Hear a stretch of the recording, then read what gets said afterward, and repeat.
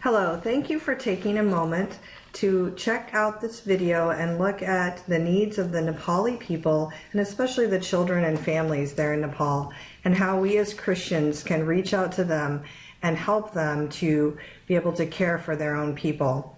My name is Rebecca Moore, and I'm a social worker in South Carolina, specializing in adoption and foster care.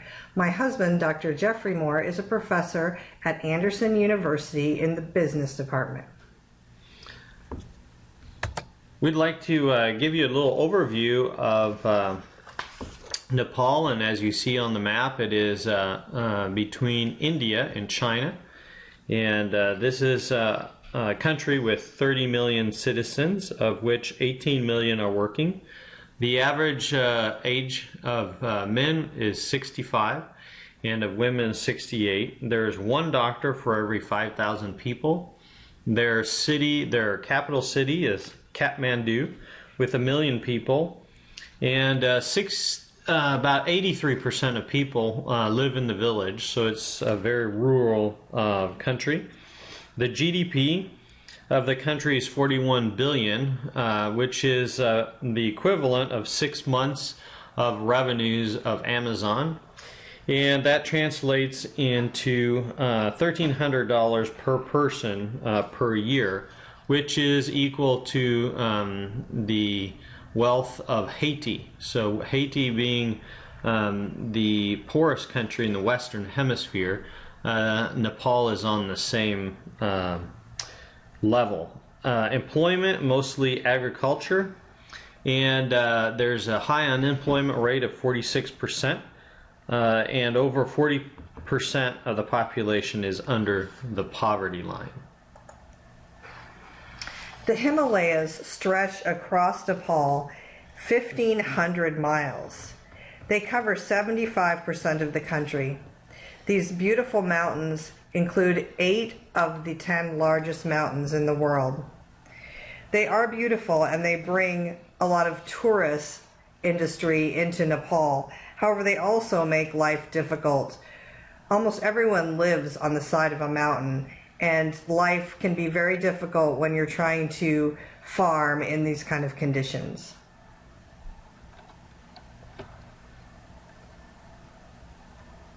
Now, the difficulty and the curse of Nepal is really human trafficking, and this is a major issue, and you see that in 1990 girls in particular were trafficked at a rate of about 3,000 to 5,000 a year, and unfortunately in 2010 that is escalated to 12,000 to 20,000 a year, and these are typically girls between the age of 10 and 20. And we find that there is a focus of the trafficking for forced labor or domestic servitude, or the sex industry or brothels, and these are the main drivers. But we find also, sadly, that there are soft trafficking and hard trafficking, the difference being where the young girls are in soft trafficking, willingly given up by their families, or hard trafficking when they're deceived by promises of marriage or of work overseas, deceived and then enslaved or trafficked. The destination countries mostly are India and Gulf countries.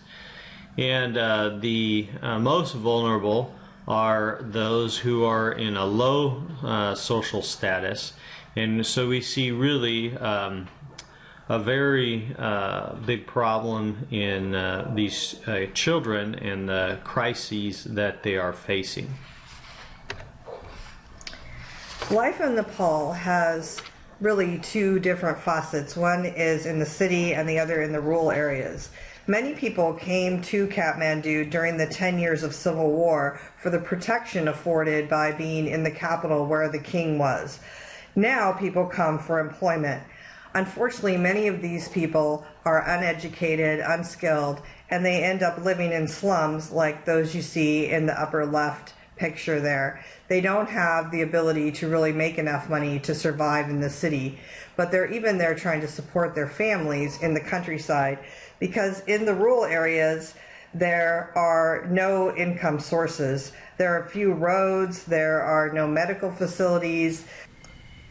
The harsh landscape makes farming very difficult. You can see on the lower right picture there is a house there right on the edge of the cliff, and terraces that they've carved out of the mountain. These small plots are sometimes less than 5 feet wide. It's really almost impossible to grow enough to feed your family in these conditions. We have a mandate, we have a goal, and we have a plan that we would like to share with you. The overarching idea is that every child deserves a family. The first mandate that we're given is really twofold, and the first part is that we have a duty and obligation to care for the orphan. In James 1:27, we find that religion that God our Father accepts as pure and faultless is this: to look after orphans and widows in their distress, and to keep oneself from being polluted by the world. And the main idea is that Psalm 68:6 says that God puts the lonely in families. He doesn't put the lonely in institutions or in different places. He has created the family really to be the place where we develop and grow. The second mandate is part of who God created us to be, with family, but also with responsibility for work. And we define our faith by working with excellence. Colossians 3:23, whatever you do, work at it with all your heart as working for the Lord, not for human masters. And really this is coming from Genesis, where God blessed Adam and Eve and gave them 2 commandments, one to multiply, and the second is to fill the earth and subdue it. And so this is really a call that we need to take seriously, work and family. Our goal is to empower the local church to care for families in their community. We want to bring a vision for healthy families and family-based care for children in need. We want to train Nepalis to provide for the needs of their community, train them in social services, in business, parenting, everything they need to be able to create healthy families in their community. We want to give the tools and technology to allow families to be financially sound, providing food, shelter, education, and all the necessities that their children need. The answer came by going to Nepal and working with 2 groups of pastors. The first one is with a workshop with 40 community leaders from 20 non-denominational churches in Kathmandu. The second was a workshop with 33 pastors from 16 different mountain churches, and this was in the rural area. We drove about 14 hours to get to that location and have the workshop. One of the things that was impressing upon us is the rapid growth of the church. As the church serves the poor and the lowest of society, we're finding there is great renewal in the church. And within 7 years, 19 churches were developed in this area with 3,000 believers added. It was interesting that on the wall of the church on the front, they had one passage that they really focused on, Matthew 16:18. And this is where Christ makes the statement to Peter about the fact that he recognized that he was the Son of God, and that this was the cornerstone, and that even the gates of hell would not prevail against that statement, against the church.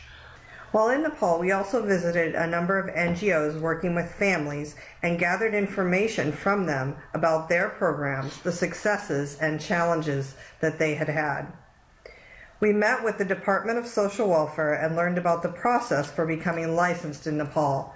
It's important when working with children in foster care that you would work through the government, that everything would be seen as transparent, legal, and in the best interest of the child.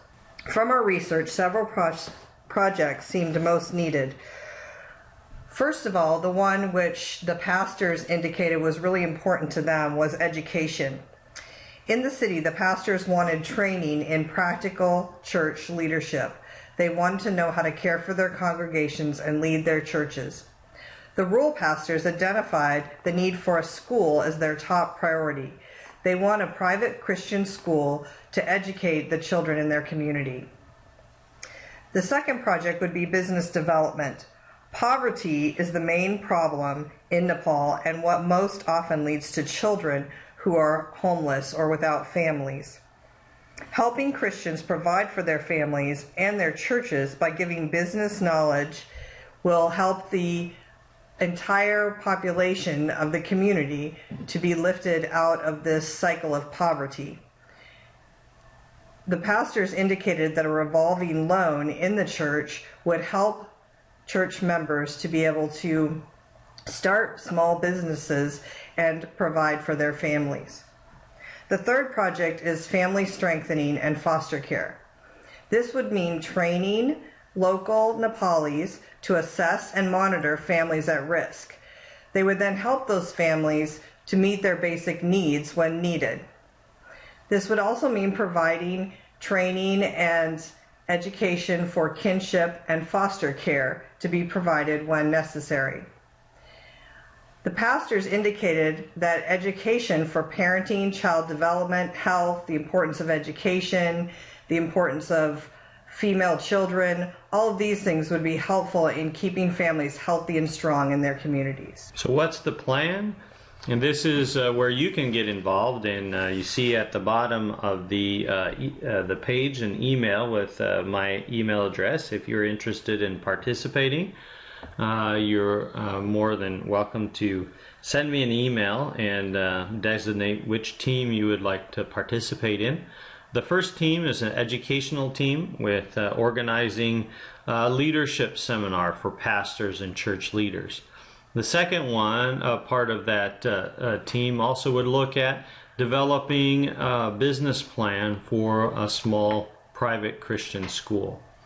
The second team, Team B, would be involved in small business development activities. The first of which is to develop 5 different business templates that would be available to Christian members in the church to develop on their own and to develop a family business that they could support their families and the local church. Also, here we would work on developing different seminars so that when a team would go over, we could conduct seminars to train people how to run businesses and develop their business. And finally, the last part of this team would look at a revolving loan fund for use by the church in helping with small loans to get the businesses started.